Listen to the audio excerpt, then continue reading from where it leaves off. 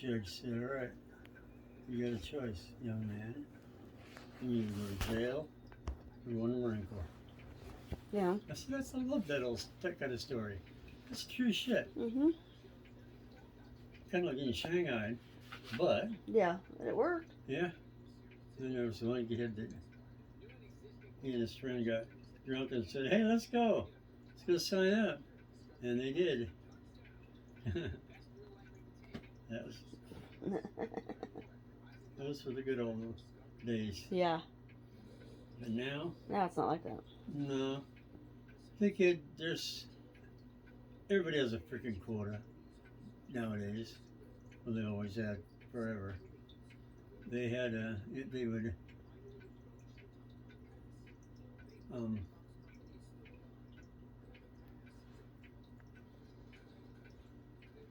they would kind of like the schools, slide them on through just to get rid of them. Yeah. Pick up another number. And then they would do that in a lot of the recruiters. And I learned a lot about what sort of shape, physical and mental, our country was in at that time. Yeah. Some of these poor black kids just, I never imagined that they were that bad. Yeah. I mean, you grew up around Roseburg. Mhm. There was none there, none here. I think there was one family. Well, that was when my brother was here, going through school. And one black family. Yeah. And the daughter was a wee bit promiscuous. Oh gosh. She was a token, as Mhm. you could say, literally. Oh yeah.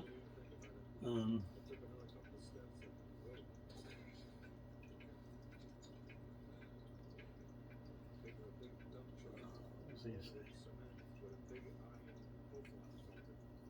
I can't remember.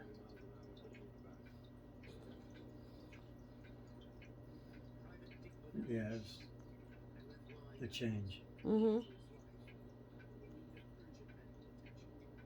Oh, one stupid little thing that you would never think of.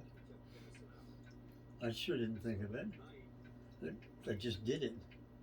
When you make your bed, if you tighten it up just right, you could bounce a nickel off of it. Yeah. To flip. Well, where I spent an extra 5 weeks in boot camp, I learned how to do that pretty fucking well. And so then I went back, joined a new platoon, and there for a couple of weeks, fuckers, you knew it. The drill instructor would come in, and everybody's bed was looking better and better and better. Do that. So I was almost. This was just between me and them, you know. They showed them how to do that, how to tighten it up, and then somehow somebody got asked, "Where'd you learn that?" He did it, but everybody knew I'd been there longer too. Yeah. Once they found that out, well, the game was up then. You guys are on your own, fucker. Mhm. Yeah.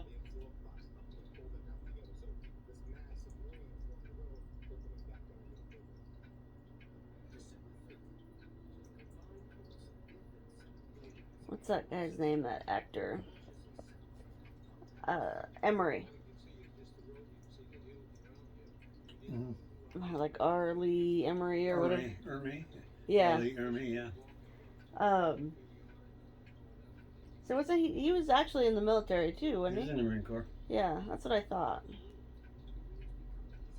Because he definitely played a good military man.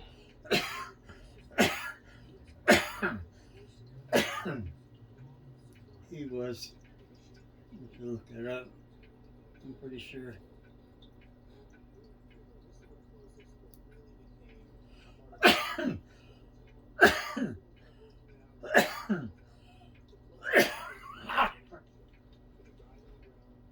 Hello. How long you been here? Oh. Right. He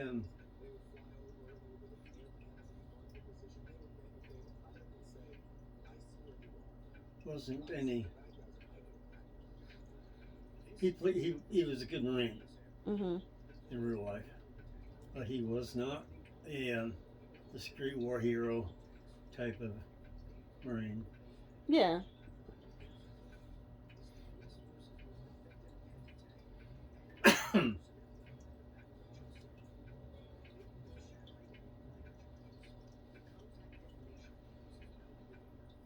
Compared to some of the characters he played, Mhm. Just your run of the mill. pretty much. He had like a supply job or something. Yeah.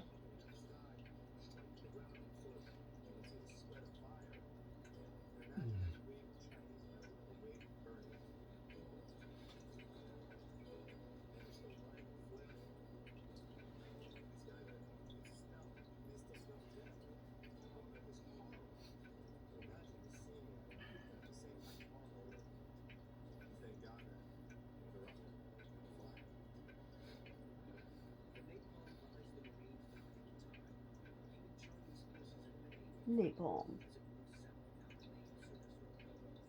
That was one of the worst and best things they invented.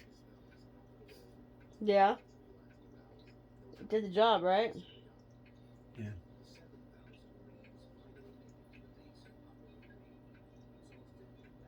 One show you watch, show this Japanese sticking his head out of a hole in a rock. About this much of it is sticking out. Toasted his ass. Yeah. You see his skeleton. Yeah. That's crazy. It was good for like cleaning out bunkers. Yeah, oh, I bet. Those fuckers wouldn't come out, so they got toasted. Yeah. Yeah, I bet it worked pretty good.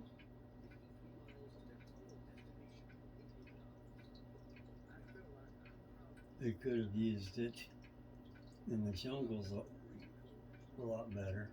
Yeah. Like around bases. I don't know why they couldn't, that way to keep the jungle back Yeah. Yeah, that would make sense, huh? instead of having to have your wire and right here and then the jungle right there. Mhm. Yeah. Because you'd have them little fuckers looking at you all night long. Yeah.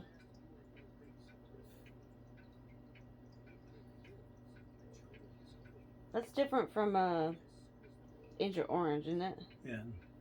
The Agent Orange is supposed to It was like a herbicide or something, wasn't it? defoliant kills It just kills all the everything. plant life, yeah. Turned out it killed everything. It killed everything and everyone.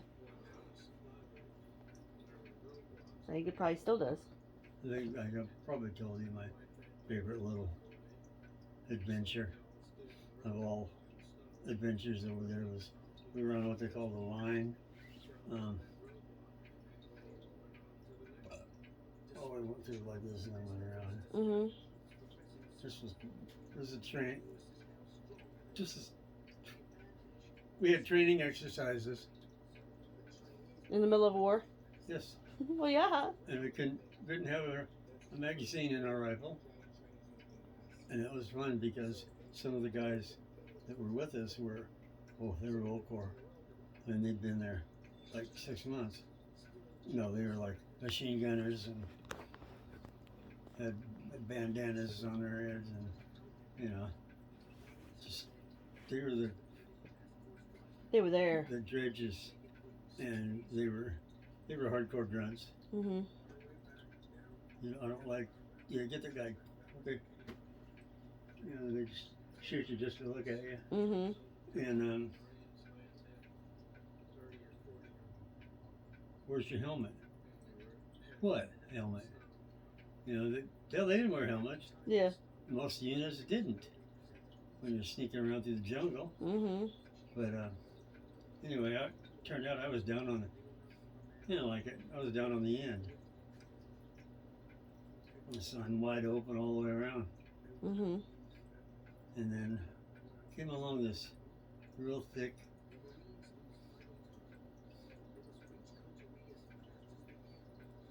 not thatch. It was like a real thick roseberry bush. Mm-hmm. Yeah, you know what I mean. Real thick, intertwined. Mm-hmm. A lot of stickers on it. Rip your uniform apart. Yeah. And they said, "What are we supposed to do?" I said, "Go through it." Fuck you. So I put my head over my helmet and bent over and plowed right on through. And it turned out that was the outer wall of a little village. Oh, Jesus. And there was... You barreled right into it. Oh, hell yeah, I barreled right into it. At the same time, this little girl, about 10, 11, just come flying out her hut door. It just scared the fuck out of each other. I bet. And she turned around and me and I just sucked up and let's get the fuck out of here. Yeah. Yeah, they you don't see how those people really lived anymore. You don't see that, way out in the boonies, they live in thatch huts and all that. But this was not that far out of town. Yeah. Outside my base. Two bases. Well, yeah, and it wasn't like it was, 1930. You know what I mean? It was pretty modern time for them to be living in thatch huts. No, but that's what I'm saying is there were still thatch huts there. Yeah, Now you don't see them. Right. I think they're there. Oh, I'm sure if you go out far enough, hell yeah. You want to go, you need to, just you want to see some place kind of odd, find pictures of Da Nang 67 and Da Nang 2007. Yeah. And holy shit, Da Nang is quite a metropolis. Yeah. And industrialized city. Yeah. That was the damnedest thing I ever. I just saw here not too long ago. Saw a picture. And the people were watching one of those cooking shows. Mm. And just look at the holy shit. And the girls doing their American imitation. Yeah. The girls that did that back then, those were the ones we stayed away from. Yeah. But man, they had so much makeup on. They weren't pretty. Yeah. It didn't help. But you didn't tell anybody that. Right. Yeah, no, you don't.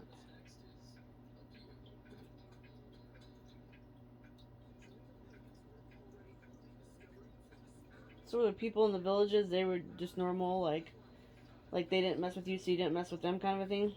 For the most part, yeah. Yeah. They all had their little golden hats and black pants and everybody dressed like that. Yeah. It was just kind of... That was a civilian, always been, like their civilian. Yeah. But the trouble was, you get this and this, and they're both wearing the black. And, okay, one of them was the bad guy. Which one? Yeah. You never knew. Yeah. That's what was bad about that. You just never knew who the bad guy was. Yeah. Just like now, you watch Afghanistan. Which one of them guys is the bad guy?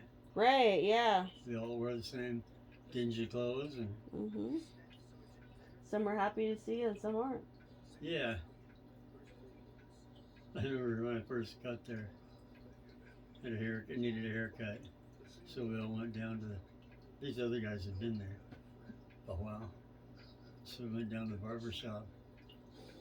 And I was so scared of all the stories you heard, just scared to get my throat slit in the barber chair Yeah. and all that kind of stuff. I never did get used to that kind of thing. Oh yeah, I bet.